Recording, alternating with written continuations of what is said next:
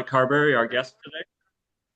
Um, the first announcement is we have Farm Aid tickets, a very generous donation of two really good seats um, uh, at Farm Aid in the shade all day, so you're not in the sun.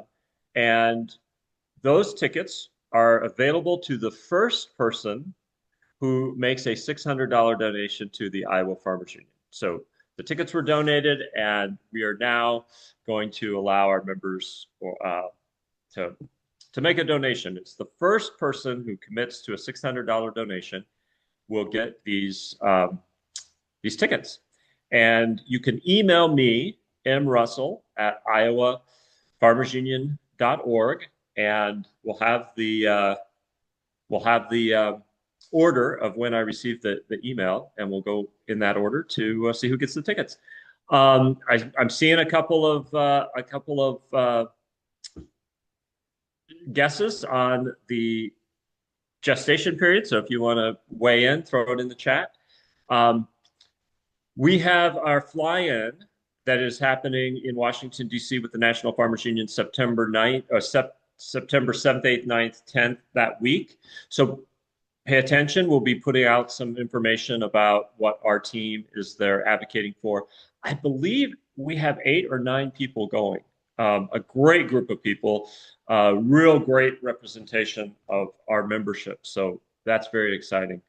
Also on your calendar, put state convention, and that's Friday, December 5th, and Saturday, December 6th. And we have 3 things going on. Starting Friday morning, the Iowa Food Systems Coalition will have their annual conference, followed in the afternoon and evening with a candidate forum that Iowa Farmers Union will be hosting, and more information about that, but save the date.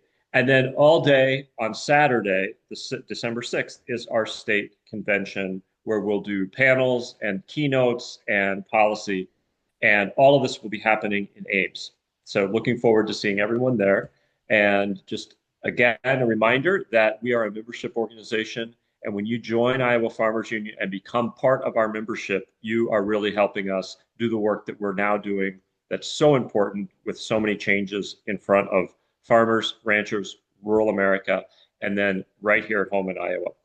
So with that, I'm going to welcome Mike Carberry, a board member, a farmer, and a clean energy advocate for a very long time. So Mike, I'll let you introduce yourself a little bit, and we are going to talk about on-farm energy, specifically the cuts earlier this week. Was it last week? It was last week. The cuts that were announced by the Secretary of Agriculture last week to the REAP program. And Mike's an expert. He's going to talk to us about that. So Mike, tell us about yourself and why you know so much in this space of Well, farmer. thanks, Matt. It's great to be here. And do those tickets, does that come with a date? I put in the $600. Does that come with a date? I think that's up to you. I think you've Oh, got okay. to. I think you've Yeah. got to Okay. fill in I that gotta detail. get my own date. Okay. Yeah. Well, thanks a lot. And I'm just so glad to be here. So glad to be part of the Iowa Farmers Union Lunch and Learn series. Been a board member since 2008, and I came to be a board member because I was the executive director of the Iowa Renewable Energy Association. I got into renewable energy through politics, and I got into politics. My dad got me into politics. My dad was a large animal veterinarian in Benton County in the town of Newhall, but he was a good Democrat.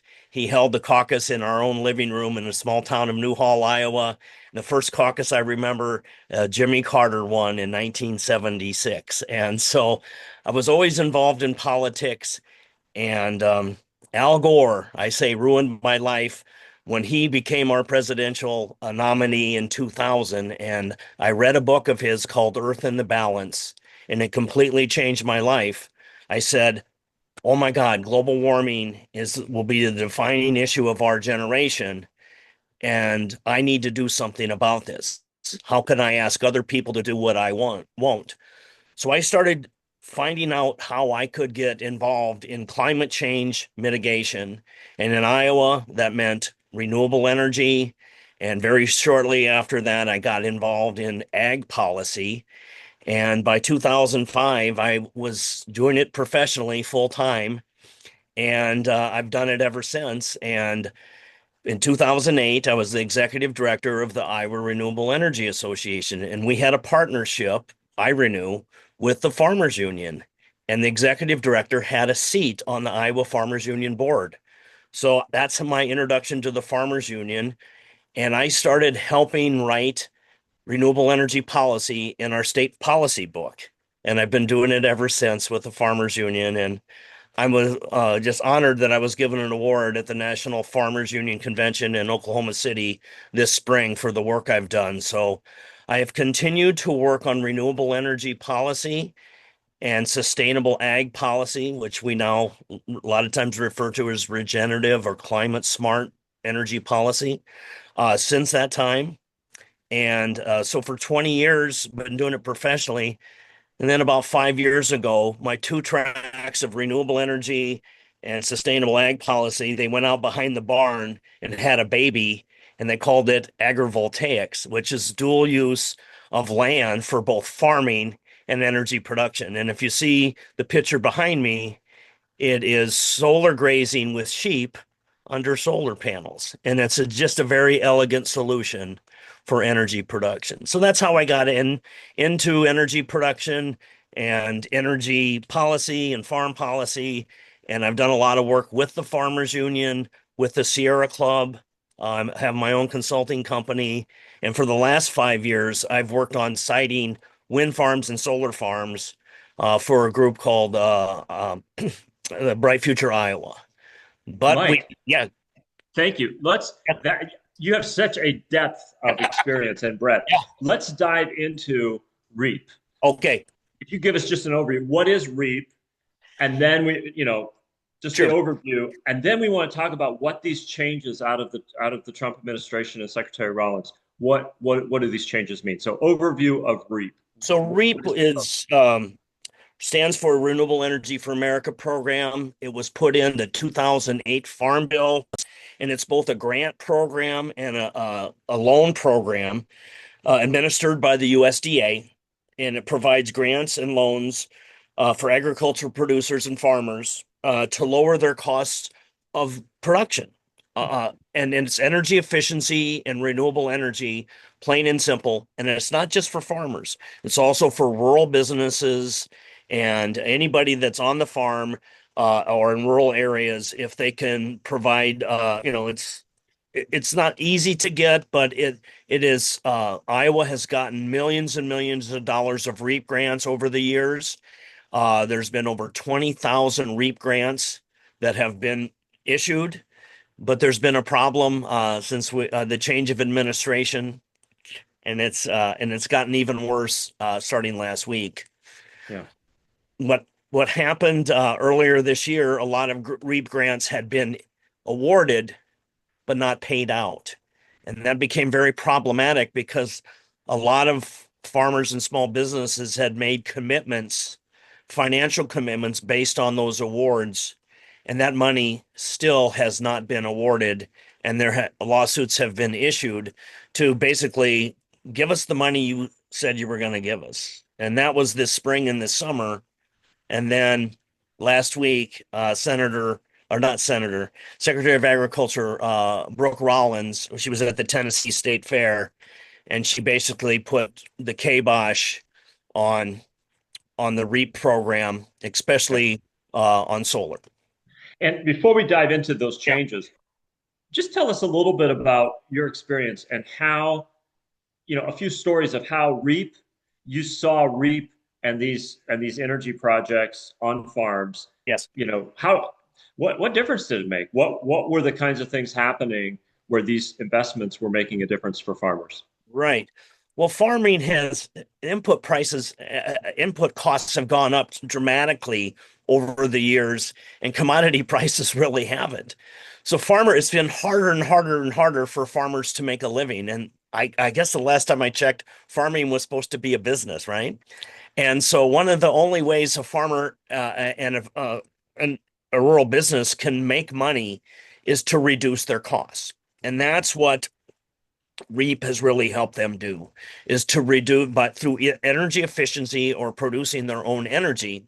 And we've seen that in dairy operations. We've seen that in hog operations. We've seen that in other, especially businesses and farms that use a lot of energy, putting solar or a wind turbine up on their own farm, not anybody else's farm, their own farm that they own the land, they're able to reduce their costs. And, we have seen it and on CAFOs, unfortunately. I will talk with them on a different day about their manure management plans, but only one of the ways they can reduce their costs and make money is to reduce their input costs and their energy costs. And we've seen it all over Iowa and all over the country that farmers and rural businesses have been able to stay in business by reducing their costs and through energy efficiency and renewable energy. And Iowa Farmers Union, we are the advocate for family farmers, and some of those family farms are large commodity farms, and some of them are smaller. Yes, Specialty crop farmers or local food farmers or specialty livestock farmers. But when I look across the state, you're seeing these projects. You know, there's solar projects with efficiency projects for big grain drying operations absolutely. and on livestock operations, and smaller operations where people are driven, for a smaller solar project.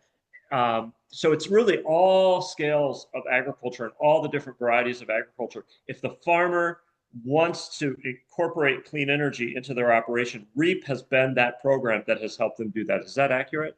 Absolutely. Grain drying is a wonderful case, Matt. We've seen a lot of what we'll call fuel switching from natural gas grain drying. And sometimes these farmers, they might not believe in climate change. They might believe something they've read on the internet that, it's a hoax to make Al Gore rich. I don't know what they believe in it, Right. but it's financial. By Mhm. by getting one of these REAP grants, they're able to switch to renewable energy to do their grain drying to lower their cost. And then so it's financial.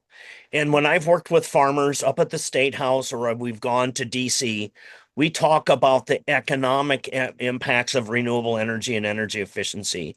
We know, Right. I always say, there's 5 or 6 words I don't want you to say: global warming, climate change, clean, or green, unless the green you're talking about is cold hard cash, Right. Right. because it's And all economic.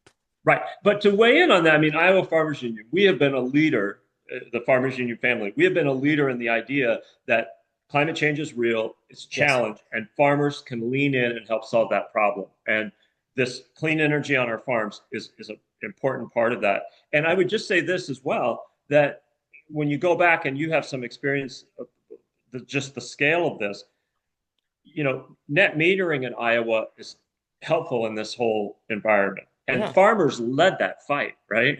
yes, they did. Great story. When I was a lobbyist up at the State House, I went to the pork producers, the Iowa pork producers, to help save net metering.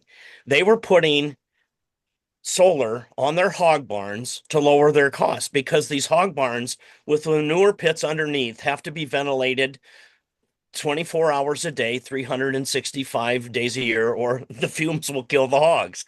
And there's an optimal temperature to keep, it's all about efficiency, a hog. And so it's temperature and humidity.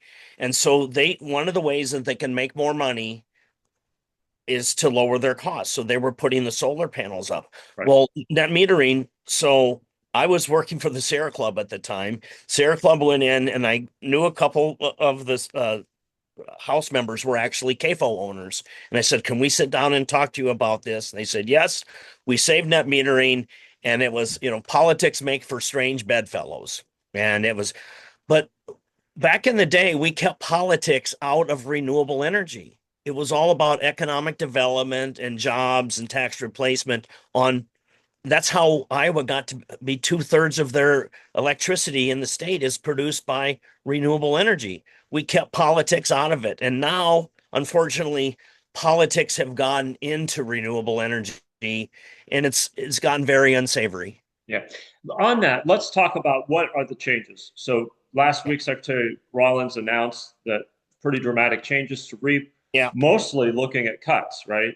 They Yes. didn't end the program, but they made some specific things that, like the project you've got behind you on your screen, Yes. no longer eligible for REAP.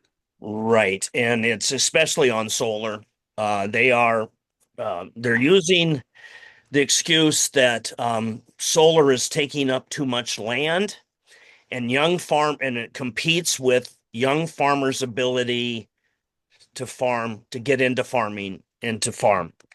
So they've cut the ability for solar to get REAP grants, and especially any project over 50 kW, which is not a large, but a medium-sized solar array. Right. But the fact is, and they're blaming it on the Green New Deal, and I mean they're using some really, really charged political words, Right. and especially with Chinese panels. Well, about 80% of the Chinese panels in America, or the solar panels, are currently made in China. But during the Biden administration, there were a couple pieces of legislation that were incentivizing the production of solar panels. And but those have been cut. Right. So, So it's just nuts. yeah, to pull this back, Yeah. it does seem to be that this administration is not supportive of farmers and putting these projects on their farms, and then just in general, we can kind of see this attack on clean energy that provides alternative sources of energy beyond fossil fuels. It's starting to feel and look like it's a consistent attack in terms of privileging fossil fuels over other types of energy production, and now to take this opportunity away from farmers. Yeah. Anything else? Because we're going to open up to some questions, and just as a Yeah. reminder, put your questions in the Q&A. I see I've Yeah. got one in there that we'll get to, but So have you ever heard the phrase drill baby drill? And yeah, so that's yeah, their focus is to basically put their foot down on all renewables, on wind and solar and batteries and EVs, right. and just And and promote anything uh that's fossil fuel related. And even if it's not cost effective, he was going to reduce the cost for Americans and the price of eggs, etc. right, right, But renewable energy is so yeah, much cheaper. It's yeah, just doesn't make sense. and we've started down this path of looking at what this Yeah, administration has done, and I don't want to go any farther than just these really basic things like, yeah, this is not a political attack. It's a You're putting these things out, you're stopping these programs, you're shifting these resources. Farmers are being impacted by this. Fewer yes. opportunities for farmers, and so have we missed anything about the REAP program? And then we want to shift. I'm going to take some questions, Well, but we want to shift also to some actions. What can our members do? But is there anything we're missing? Just yeah. kind of overview. So it doesn't make sense because the REAP program is all about a farmer or a business on their own property. This is a property rights issue. And they're talking about other farmers and young farmers getting in. And but how does that, another farmer, and I agree that they should have access to land, but this land wouldn't have been available to them anyway. It's your Right, own land that you're farming, and all you're trying to do is reduce your costs as a farmer or a rural business so you can make more money. right. So And it's apples and oranges. yeah, and I would say there is definitely that economic incentive, but I think there's also a value incentive here too as well. We don't, while we have a lot of incentive programs out of the federal government for agriculture, and they're critical to how agriculture works in the United States, there's still a wide range of programs that farmers then, based on their own values, what they want to produce and how they want to run their farm, that they can voluntarily participate in these things. And Yes. it does feel a little bit like we're seeing this administration put their thumb on the scale to say, well, we no longer think that if you want to create some of your own energy, reduce your costs, and integrate that into your livestock operation, your specialty crop operation, or your grain operation, we're no longer interested in allowing you to do that. Right. And so it's a values-based thing as well as the economic. You know, well, one of the things they also talked about in her press release is all the land that's being taken out of production. Well, they didn't mention anything about urban sprawl, about the growth of, Right, right. she happened to be in Lebanon, Tennessee, which is a suburb of Nashville. And Nashville is one of the fastest growing cities in America. Yeah, yeah. And all the concrete that's being poured on the suburbs and the farms that are just Yeah. outside of Nashville. And So, talk anything about that. so Mike, have you seen, and we know this just came out last week, Yeah. but we have six members of Congress, two senators, four representatives. Have we seen any response from our delegation advocating for farmers to have access to these resources? Have they been weighing in at all that you can? Have you I seen any? haven't I haven't seen anything from our delegation about REAP. Okay, We did see, and Senator Grassley has always been a champion of renewable energy. And if you recall, Senator Grassley wrote the production tax credit in 1992, which launched the renewable energy industry in this right. country, especially the wind industry, and has always been a champion of that. And he has actually been a champion of agrivoltaics. And I'm a longtime member of the American Solar Grazing Association. And last year at our conference, we gave him the Champion of Solar Grazing Award. And he Skyped in or Zoomed in. I guess Skype doesn't exist anymore. I guess I'm dating myself. Uh, and accepted the award and talked about how dual land use is such a winning idea for farmers that allows solar and farming at the same time. So it doesn't take it out of production. And the USDA, their research indicates that almost all solar that's put out, there's no land use change at all. That land is continually farmed. And so they're talking out of both sides of their mouth. And, Yeah, but that's government. We yeah, do it all the time. yeah. But we So need to Mike, hear from them, and I think the people on this call, and then we need to reach out to our four members of Congress, House members, and our two senators to step up for Iowa farmers. And we have two senators that are on the Senate Ag Committee, and two House members that are on the House Ag Committee, especially that need to be heard, and yeah, that's Feenstra and Nunn. Uh, House Ag Committee, and then of course Senator Ernst and Senator Grassley. But we need to hear all six of our delegation, and I think Christina might put something in the chat that allows people to, if they don't have the email address for their congressperson, that'll make it easier for them to find. yeah. Can you? There's a question in the chat about who's eligible for REAP. Do you do, you know uh, Well, farmers and can somebody with an acreage just put it up for their you have to have residential use? What's the who are the folks who've been eligible for REAP in general? Um, Yeah, let me look here. Rural small businesses must be located in an eligible rural area, generally with a population of less than 50,000, and meet U.S. Small Business Administration size standards. Agricultural producers must derive at least 50% of their gross income from agricultural operations. So there are some right. qualifications that you go through, and so you can find those on the USDA website. There's still applications, but they have stopped all applications till they've put a pause till September 30th.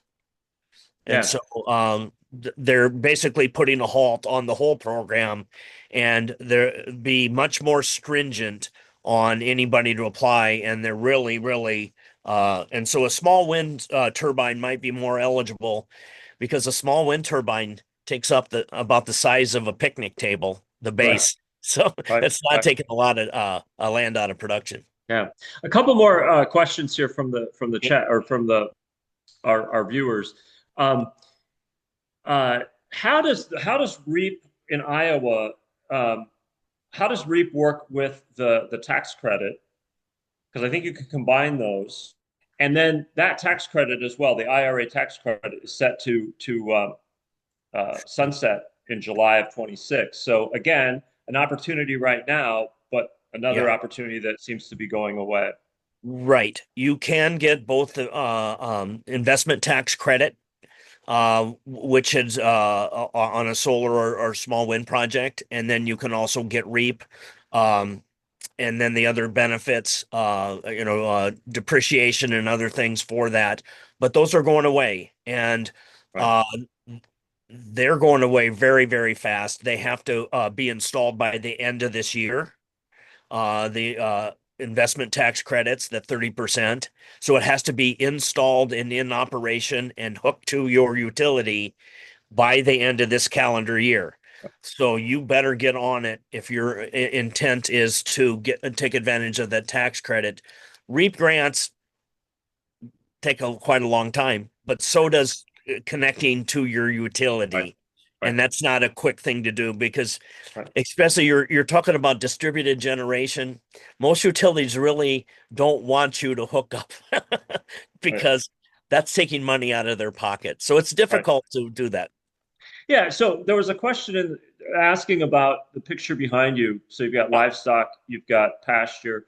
Yeah. Um, we've converted a lot of pasture to row crop, um, but this adds more value to the pasture. Can you Right. talk at all about how they said that they're going to make the REAP changes to help beginning farmers, and we've said that that really doesn't follow in terms of Yeah. there's not going to be more land available because they put this practice in place with Yeah. REAP. But it seems there would be an opportunity for a beginning farmer to get into some livestock around agrivoltaics. Maybe they don't even, Absolutely. it's a partnership possibly, but a new livestock producer Yes. working a farmer that's put put the put the solar Absolutely. panels on, right? There's opportunities here with these programs to do the very things that the Right. secretary claims she's advocating for. Well, especially in grazing. Sheep is the best grazer for solar because you don't have to change the array. You don't have to raise it up. All you have to do is make sure that the wires are buried. You don't want to put goats on because goats will eat the array and the wiring. When you The holy grail of grazing would be cattle, but when you have cattle, you have to raise the array to get a couple, say 3 feet. Well, if you raise the array 3 feet, that's 3 feet more of steel above ground and 3 feet more of steel underground, Yep. adds a lot more cost to the project. But a young farmer, we've seen it around, especially in Minnesota, where they have a lot of these projects. They don't even have to own land. All they have to do is own sheep, and they can take sheep around and Right. graze these solar projects and move them around. It's rotational grazing, and they'll Yep. graze a certain area and they'll have electric fence and then keep moving them. And it's actually cheaper for these solar developers and the owners to pay basically these sheep to mow the lawn. That's Right. what they're doing. It's operations and maintenance. Yeah. So we're getting close to time here. There's Yeah. been a few comments made in the question, and I do want to say that these changes are happening. Yes. We are not the experts. And so on the tax credits, there's some questions about residential tax credits. What's the window?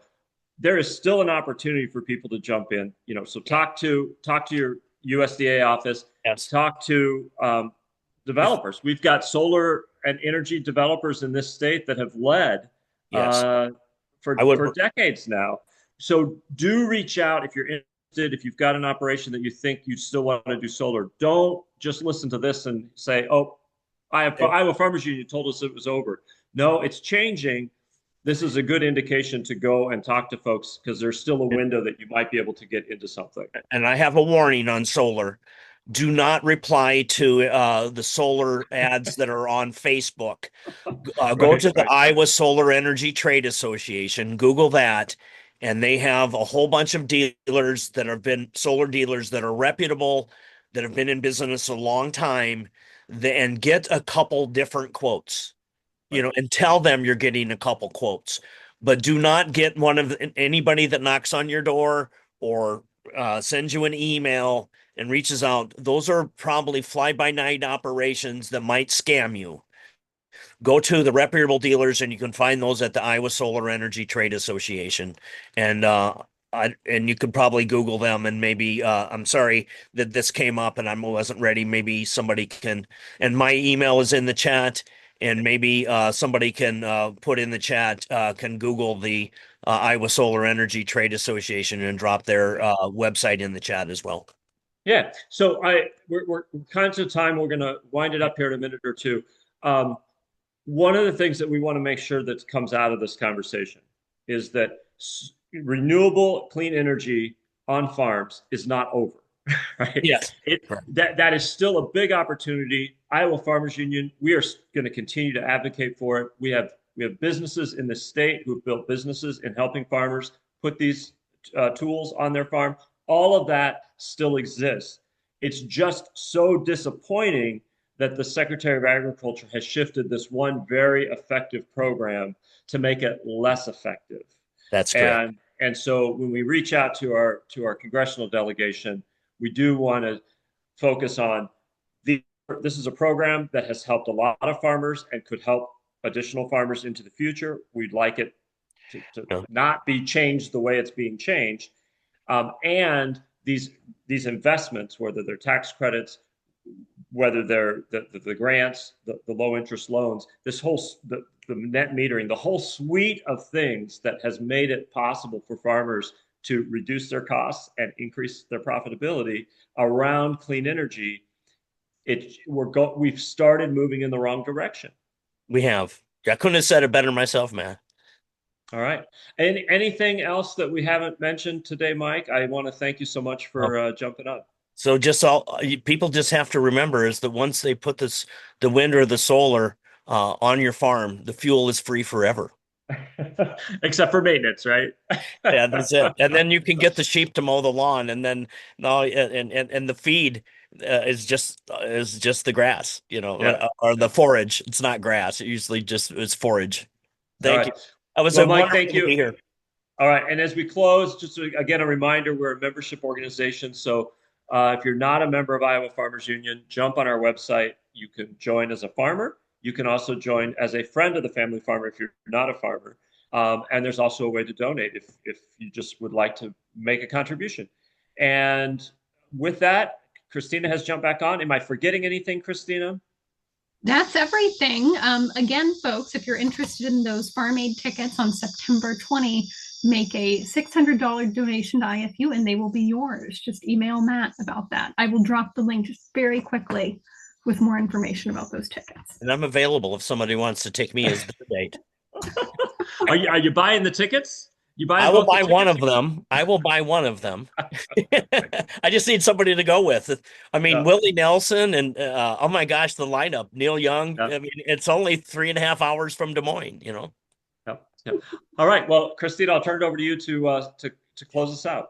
We're all set, everybody. If you want to go share this recording, that would be wonderful. It's on IFU's Facebook page. It'll be on IFU's YouTube page later today. Apart from that, just stay tuned for updates about next week when you'll be seeing us again. Thank you, everybody. Thanks, Mike. Thanks, Matt. You're welcome. Thanks, Matt. Thanks, Christina. Bye.